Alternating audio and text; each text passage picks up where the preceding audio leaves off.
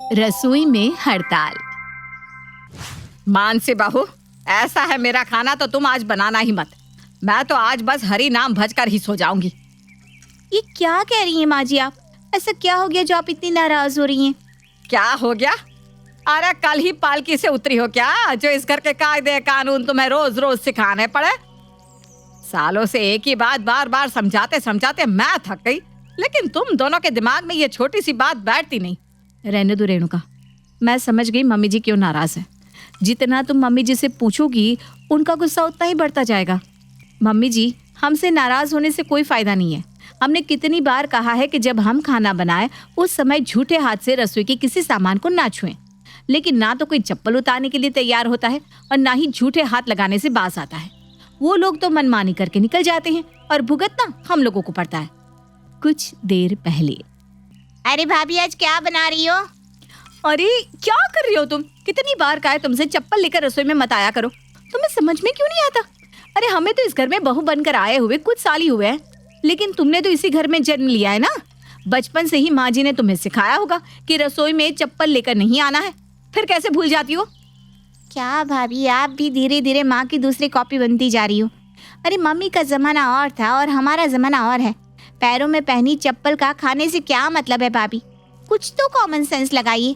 इतनी ठंड हो रही है, मैं चप्पल उतारने वाली नहीं हूँ। देखो कीर्ति, अगर तुम चप्पल नहीं उतार सकती तो रसोई में मत आया करो। तुम्हारी वजह से मुझे माँ जी से 10 बातें सुननी पड़ जाएगी, और अगर माँ जी ने देख लिया ना कि तुम ऐसे चप्पल पहनकर रसोई में खड़ी थी तो वो सारा खाना उठाकर बाहर फेंक देंगी। अब इससे पहले कि मम्मी जी तुम्हें देख ले, भगवान के लिए जाओ यहाँ से। अरे भाभी, लेकिन एक बार थोड़ी सी सब्जी तो चख लेने दो, मुझे बहुत तेज भूख लग रही है। अच्छा खाना नजी, खाने की खुशबू ही ले लेने दो। मानसी के बार बार मना करने पर भी कीर्ति सेब खाते हुए उन्हीं हाथों से झट से एक कटोरी में थोड़ी सी सब्जी निकालती है और वहीं खड़े खड़े एक चम्मच मुंह में डाल लेती है। सत्यानाश, ये क्या कर दिया तुमने? कीर्ति, तुम्हें पता है रसोई में पके हुए खाने का सबसे पहले मम्मी जी कान्हा जी को भोग लगाती हैं, और तुमने खुद को भोग लगा दिया। अरे मम्मी जी ने देख लिया ना तो वो मेरी जान ही ले लेंगी। अरे भाभी, भूखे को भोजन कराना भगवान को समर्पित सबसे बड़ा भोग होता है, जिसे भगवान सच्चे मन से स्वीकार करते हैं। मैंने खा लिया ना तो समझ लो कान्हा जी को भोग लग गया। ज्यादा प्रवचन मत सुना मुझे। ये प्रवचन जाकर तुम मम्मी जी को सुनाओ और उनका हृदय परिवर्तन करो। देखो, पूरा खाना बन चुका है, अब मैं दोबारा खाना नहीं बनाने वाली। और तुम कान खोलकर सुन लो, तुमने जो किया सो किया। ये बात किसी को बतानी नहीं है कि तुमने रसोई में जाकर सब्जी चखी थी। और अब तुरंत यहाँ से गायब हो जाओ। चलो। लगता है मम्मी जी ने देखा नहीं है। मैं भी चुपचाप सबका खाना लगा देती हूँ। आप ही बताइए माँ जी, क्या ये बना हुआ खाना मैं बाहर फेंक कर दोबारा खाना बनाती? बस इसीलिए मैंने किसी को कुछ बताया नहीं। मुझे नहीं पता था कि आप ये सब देख चुकी हैं। देख बहू, तो अच्छे से जानती है, झूठी रसोई में पका हुआ खाना मैं कभी नहीं खाती। अरे रसोई में पकाने वाले भोजन का सबसे पहले भोग भगवान को लगाया जाता है, तो क्या भगवान को भोग ऐसे ही गंदे और झूठे हाथों से छुए हुए खाने से लगाऊंगी मैं? तुझे दोबारा खाना बनाने से परेशानी थी ना? ठीक है, तुम लोगों को खाना हो तो खा लो। मुझे ये अपवित्र भोजन खाने के लिए मत कहना। मैं अपने कमरे में जा रही हूँ। सास की बात सुनकर दोनों बहुओं के चेहरे उतर गए थे। अब ऐसा तो नहीं हो सकता था कि वे दोनों सास को भूखा छोड़कर खुद खाना खा लेती, इसलिए बाकी घर वालों को खाना परोसकर वो पूरे किचन की सफाई करती है और फिर से सास के लिए खाना बनाती है। भाभी, आज ही कोई पहली बार नहीं हो रहा। इस घर में नियम बाकी लोग भी तोड़ते हैं, लेकिन सजा हमेशा हम दोनों को ही मिलती है। अरे माँ जी, अपना ये कड़ा अनुशासन घर के बाकी लोगों के ऊपर क्यों नहीं चलाती? सारा जोर उनका हमारे ऊपर ही चलता है। रेणुका, अपना बहुत हो गया है। अब हमें इसका कोई इलाज सोचना पड़ेगा। आखिर कब तक हम ऐसे ही दिन में 2-2 बार रसोई रगड़ रगड़ कर साफ करते रहेंगे? भाभी, यही बहाना बनाते हैं ना कि घर में सब लोगों को उनकी चप्पल उतारना याद नहीं रहता। तो ठीक है, मैं एक बोर्ड पर बड़ा बड़ा लिख देती हूँ कि रसोई में चप्पल लेकर आना मना है और बिना हाथ धोए रसोई में घुसने और किसी सामान को छूने की परमिशन नहीं है। जब रसोई में घुसने से पहले ही बोर्ड पर नजर पड़ेगी तो सबको खुद ही याद आ जाएगा कि चप्पल उतार कर ही रसोई में अंदर आना है। आइडिया तेरा अच्छा है।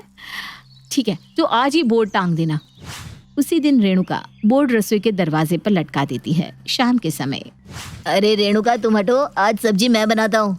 मेरी गुलाब वो थक जाती होगी ना रोज रोज खाना बनाते बनाते। अरे इस गुलाबों पर मेहरबानी करो और आप रसोई से बाहर रहो, यही सबसे बड़ी हेल्प होगी आपकी।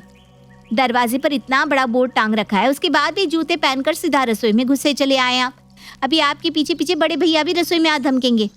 आपकी वजह से अब मुझे फिर से वहाँ पोछा लगाना पड़ेगा। ऐसा लगता है कि मेरी जिंदगी इस किचन को चमकाते चमकाते ही बीत जाएगी। तभी बड़े भैया भी रसोई में आ जाते हैं। सुनो, एक गिलास पानी तो देना जरा। अरे आप लोग पढ़े लिखे अनपढ़ हैं क्या? दरवाजे पर जो बोर्ड टंगा है वो आप लोगों के लिए है। आप लोगों को जो भी चाहिए हमसे मांग लिया करो ना। जिसको देखो रसोई में ही घुसता चला आता है। मानसी और रेणुका घर में सबको समझा समझा कर थक गई थी। बोर्ड बेचारा रसोई के दरवाजे पर लटका हुआ अपनी किस्मत को रो रहा था, लेकिन बाकी घर वालों को उनके बोर्ड टांगने पर कोई असर नहीं पड़ा था। अरे हाथ धोने से इनके हाथ घिस जाते हैं क्या? पता नहीं भाभी, ऐसे माहौल में आपने इतने साल कैसे निकाल लिए। सब इस घर में अपनी मनमर्जी से रह रहे हैं। जोर तो मम्मी जी का बस हमारे ऊपर ही चल रहा है। अगर आपने शुरू में इस बेहूदी रिवाज का विरोध किया होता ना, तो हम आज ये सजा नहीं भुगत रहे होते। सही कहती हो तुम। ठीक है, अगर मैंने बिगाड़ा है ना तो सुधारूंगी मैं ही। जैसे तूने पिछली बार बोर्ड बनाया था ना, वैसे ही एक और बोर्ड बना और इस बार बोर्ड पर लिखना रसोई की हड़ताल। रसोई की हड़ताल? हाँ, अब यही आखिरी उपाय बचा है हमारे पास। अगर इस घर के लोग अपनी जरा सी आदत में बदलाव नहीं कर सकते तो हम भी जीवन भर माँ जी को खुश करने के लिए दिन में 3-3 बार रसोई साफ नहीं करने वाले। ऊपर से सब कुछ फिर से बनाना पड़ जाता है स्वालक। जेठानी के कहे अनुसार अगले दिन सुबह ही रसोई पर हड़ताल का बोर्ड लटक गया था और दोनों बहुएं अपने अपने कमरे में कंबल में दुबकी आराम कर रही थी। ये क्या कर रही हो तुम? मेरा ऑफिस जाने का टाइम हो गया है और तुम यहाँ कंबल में बैठी हुई हो।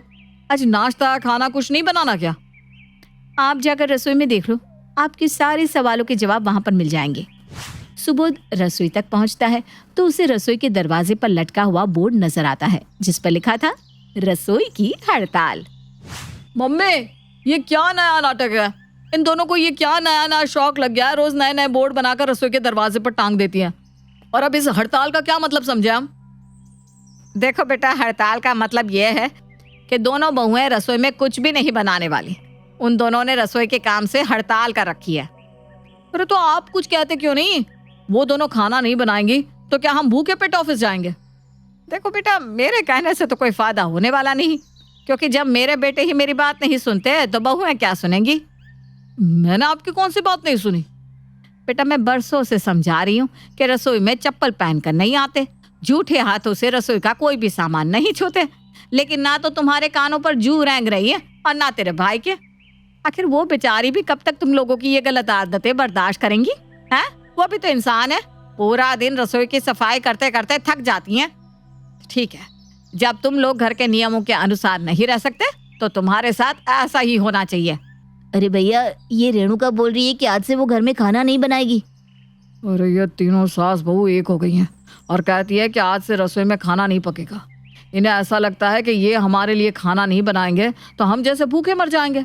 ठीक है, हमें भी तुम लोगों की कोई जरूरत नहीं है, हम खाना खुद बना लिया करेंगे। क्या छोटे? क्या खाना? और हम? अरे तो क्या हो गया? अरे हम घर के बाहर जाकर पैसे कमा कर ला सकते हैं, तो खाना बनाना कौन सा बहुत बड़ा काम है? 10 मिनट में खाना बना कर रख सकता हूँ मैं। चल छोटे, आज से खाना हम दोनों मिलकर बना लिया करेंगे। हाँ भैया, आप बिल्कुल ठीक कह रहे हैं। इन लोगों को ऐसा लगता है कि ये खाना बनाकर हमारे ऊपर बहुत बड़ा एहसान कर रही हैं और ये हड़ताल करने की धमकी देकर हमारे ऊपर दबाव बना लेंगे, लेकिन हम भी किसी के दबाव में आने वाले नहीं हैं। पवन और सुबोध गुस्से में पांव पटकते हुए रसोई के अंदर पहुंच जाते हैं।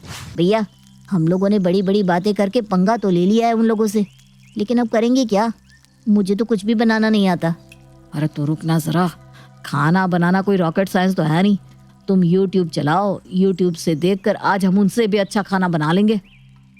अच्छा छोटे, ऐसा कर, तू आटा गूंद, तब तक मैं दाल उबालने के लिए रखता हूँ। अरे भैया, ये तो बिल्कुल तालाब बन गया। ये आटा गूंथेगा कैसे? अरे इतना पानी डालने के लिए किसने कहा था? अब इसके अंदर थोड़ा आटा और मिला। पवन बिल्कुल गीले हो चुके आटे में थोड़ा सा सूखा आटा मिलाता है। अरे यार, आधा घंटा हो गया और तुम आटा नहीं गूंथ पा रहे हो। अरे चाकू से क्या कर रहे हो?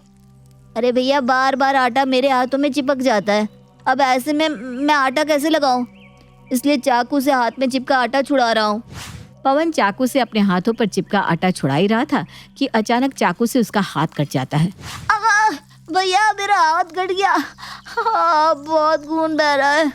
क्या मुसीबत है, मुझे नहीं कूटना आटा, आप दाल के साथ चावल बना दो। पवन जाकर ऑफिस के लिए तैयार होता है। तब तक सुबोध अकेले ही किसी तरह दाल चावल बनाकर तैयार करता है। कुछ देर बाद, अरे भैया अभी तक खाना तैयार नहीं हुआ, मुझे ऑफिस के लिए लेट हो रहा है। क्या मुसीबत है यार, अब सुबह उठकर पहले रसोई में खाना बनाए या ऑफिस के लिए तैयार हो। अगर इसी तरह चलेगा तो मैं ऑफिस भी टाइम से नहीं पहुंच पाऊंगा। किसी तरह जल्दबाजी में टिफिन में दाल चावल पैक करके दोनों भाई ऑफिस के लिए निकल जाते हैं। ऑफिस में लंच टाइम में जैसे ही सुबोध अपने टिफिन से पहला निवाला मुंह में डालता है, उसका मन खराब हो जाता है। अरे इसमें तो बहुत तेज मिर्ची हो गई, इतनी तेज मिर्ची है कि मेरा सर चकरा गया है। छी, मैं ये खाना नहीं खा पाऊंगा। कुछ ही देर में छोटे भाई पवन का सुबोध के पास फोन आता है। अरे भैया ये आपने टिफिन में दाल पैक की थी या तबाही? 2 चम्मच खाना खाया था, 2 ग्लास पानी पी चुका हूँ, अभी भी मुंह में आग लगी हुई है। आपने ऐसी दाल बनाई है भैया कि अगर इस दाल को मैंने कुत्ते को दे दिया ना तो वो भी खाने के बाद मुझे 10 गालियां देगा। अरे यार छोटे, मैं मान रहा हूँ दाल नहीं, ब्लंडर हो गया मुझसे। अरे तू छोड़ दे उसे, मत खा। लेकिन तू चिंता मत कर, रात को मैं तुझे बढ़िया टेस्टी डिश बनाकर खिलाऊंगा। मैंने रेसिपी देख ली है, इस बार कोई प्रॉब्लम नहीं होगी। ठीक है भैया, अभी तो फिलहाल मैं समोसे और चाय पीकर ही काम चला लेता हूँ, लेकिन शाम को भगवान के लिए कुछ ढंग का बनाकर खिला देना। अरे तू चिंता मत कर छोटे, शाम को बस मेरी मदद कर देना। जी भैया, मैं टाइम से पहुंच जाऊंगा। आज तो हम इन्हें दिखा देंगे छोरे छोरियों से कम है क्या। शाम को खाना बनाने की भारी जिम्मेदारी होने के कारण दोनों भाई थोड़ा जल्दी ही ऑफिस से घर पहुंच गए थे। भैया बताइए ना, क्या स्पेशल रेसिपी बनाकर खिलाने वाले हो आप? आज मैं बनाऊंगा स्पेशल दाल खिचड़ी, टेस्टी और हेल्दी। अरे भैया खिचड़ी खिलाने के लिए आपने इतना सस्पेंस क्रिएट किया, और खिचड़ी कौन सी स्पेशल रेसिपी होती है? आप ही खा लो खिचड़ी, मुझे नहीं खानी। अरे छोटे, खिचड़ी खाना बहुत फायदेमंद होता है। आज खा लेना चुपचाप, कल कुछ अच्छा बना लेंगे, बस पक्का प्रॉमिस। क्या भैया? ठीक है। पवन और सुबोध मिलकर खिचड़ी बनाते हैं, लेकिन पानी का सही अंदाजा ना होने के कारण उनकी खिचड़ी सूखकर बिल्कुल केक जैसी बन जाती है। भैया मैंने तो पहले ही कहा था ये खाना वाना बनाना हमारे बस का काम ना है, लेकिन आप ही मम्मी के सामने बहुत चौड़े हो रहे थे। मैं बना लूंगा, मुझे किसी की जरूरत नहीं है। देख लिया आपने, खिचड़ी और दाल तक नहीं बन पा रही है हम लोगों से। डिशेस क्या खाक बनेगी? अब बस बहुत हो गया भैया, सुबह से खाना ढंग का नहीं खाया, पहले तो तबाही दाल और अब ये खिचड़ी केक। अरे एक ही दिन में कितना टॉर्चर करोगे आप? आदमी की सहन शक्ति की कोई लिमिट होती है यार। मुझे तो अब भूख से चक्कर आ रहा है, कमजोरी सी महसूस हो रही है। हे भगवान, क्या मुसीबत है ये। बात तो तेरी बिल्कुल सही है छोटे, खाना बनाना हमारे बस का काम नहीं है। नमक तेल पानी का हिसाब रखते रखते मेरा तो दिमाग खराब हो गया है यार। क्या करें, बाहर से खाना मंगवा ले? भैया अब मुझे ना एक्सपेरिमेंट नहीं करना है, मैं जा रहा हूँ माँ और बाकी सबसे माफी मांगने। सबसे आसान सॉल्यूशन यही है कि हम माफी मांगकर अपनी गलती स्वीकार कर ले और इस मुसीबत से छुटकारा पा ले। अरे लेकिन अगर उन्होंने हमारा मजाक उड़ाया तो? अरे भैया हमारी माँ और बीवी तो है, अगर मजाक उड़ा भी लिया तो क्या बिगड़ जाएगा हमारा? अब मैं आपके खाने से टॉर्चर होने के मूड में बिल्कुल नहीं हूँ। मैं जा रहा हूँ माँ भाभी और रेणुका से माफी मांगने, जो होगा देखा जाएगा। अरे ठहर, मैं भी चल रहा हूँ तेरे साथ। ठीक है, तुम लोग जीते हम हारे, हम मानते हैं रसोई संभालना हमारे बस का काम नहीं है। बेटा बहुत अच्छी बात है कि तुम्हें तुम्हारी गलती समझ में आ गई, लेकिन मुद्दा तो अभी भी वहीं का वहीं है। रसोई में खाना तुम दोनों को तभी मिलेगा जब तुम रसोई के लिए बनाए हुए नियमों का पालन करोगे। मैं तैयार हूँ, आज के बाद आप जैसा कहेंगे मैं वैसा ही करूँगा। आपके बनाए हुए नियमों के साथ मेरी तरफ से कोई छेड़खानी नहीं होगी। बस आप ये हड़ताल वापस ले लो। सोच लो, अगर आज के बाद कोई भी रसोई में चप्पल लेकर घुसा तो उस दिन रसोई की सफाई और खाना वही करेगा। बोलो मंजूर? मंजूर मंजूर, बिल्कुल मंजूर। हाँ मुझे भी मंजूर है। अब अगर आप लोगों की हड़ताल वापसी हो गई हो तो भगवान के लिए 1 कप चाय और खाना खिला दो। सुबह से भूखे हम, भूख से जान जा रही है। तो फिर ठीक है, आप लोग हाथ धोकर डाइनिंग टेबल पर आ जाओ, खाना तैयार है। खाना तैयार है? इसका मतलब खाना आप लोग पहले बना चुके थे? हाँ नहीं तो क्या, तुम्हारी माँ हूँ मैं, तुम्हारी रग रग से वाकिफ हूँ। मुझे पता था शाम होते होते तुम दोनों की सारी हेकड़ी निकल गई होगी, इसलिए मैंने पहले ही खाना बनवा दिया था। सरला की बात सुनकर सभी हंसने लगते हैं और मिलकर खुशी खुशी खाना खाते हैं।